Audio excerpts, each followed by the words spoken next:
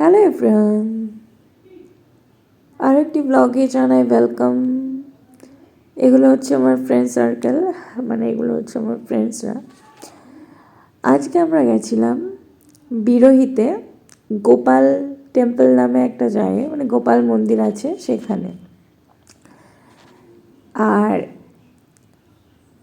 জায়গাটা কীভাবে আসতে হবে সেটা বলে দিই।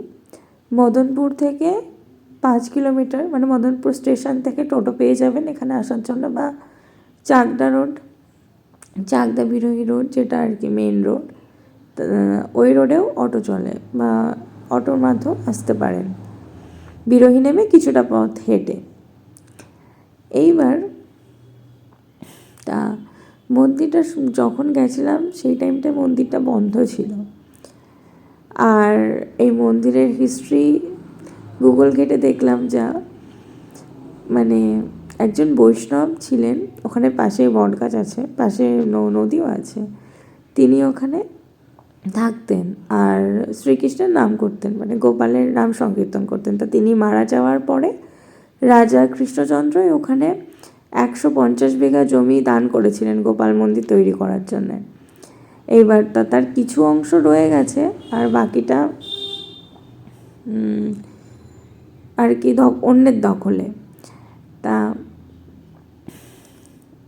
জায়গাটা খুব নিরিবিলি, শান্ত, ভালোই।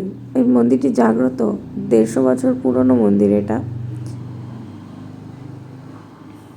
আর এগুলো তো নতুন করে হয়েছে, এই সাইডের বিল্ডিংটা নতুন করে হয়েছে, আগে এত কিছু ছিল না, সবই নতুন করেই হয়েছে।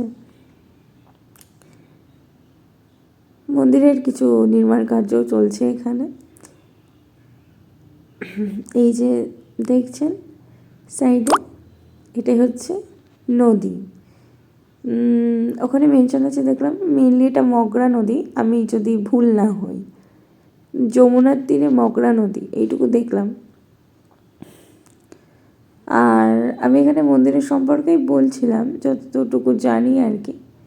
এটা আমার বান্ধবী একটা, এর বাড়ি গেছিলাম, তারপরে এর বাড়ি বেশি দূর না, বিরোহী থেকে বিজরা ভেতরে, সবই সাইডে গ্রাম, সুন্দর সুন্দর একদম, মানে গ্রামের সাইডের পরিবেশটা খুব সুন্দর হয়।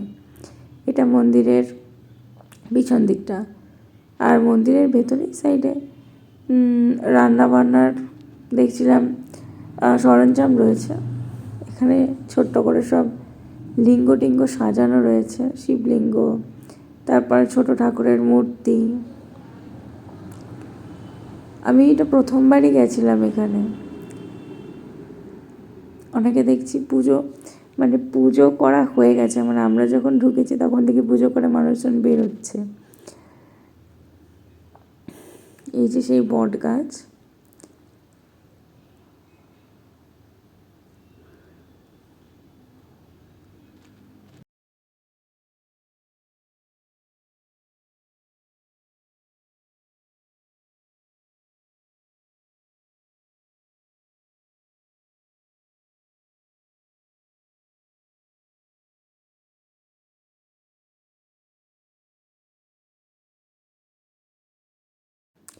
প্রত্যেক দিন তো ভিডিও করা বা ভিডিও আপলোড করার সময় হয় না, যেহেতু আমি একজন স্টুডেন্ট।